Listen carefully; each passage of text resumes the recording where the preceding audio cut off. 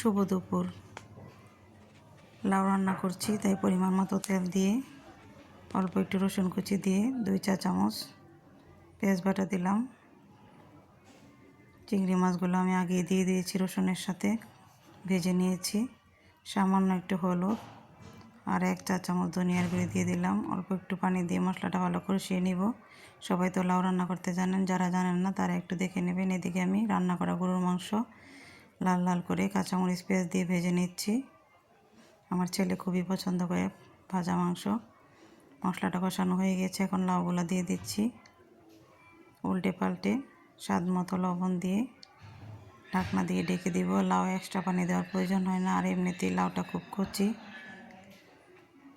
আমার লাউটা থেকে অনেক পানি বের হয়েছে। ঢাকনা দিয়ে ডেকে দিলাম। আমার লাউ হয়ে গিয়েছে, এখন ধনিয়া পাতা দিয়ে নামিয়ে নিচ্ছি।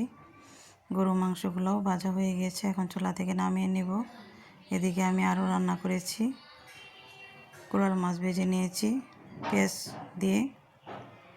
আর এদিকে আমি পালং শাক রান্না করেছি, মুগ ডাল, মসুরের ডাল, চিংড়ি মাছ দিয়ে। এই ছিল দুপুরের আয়োজন। সবাই ভালো থাকবেন, সুস্থ থাকবেন। আল্লাহ হাফেজ।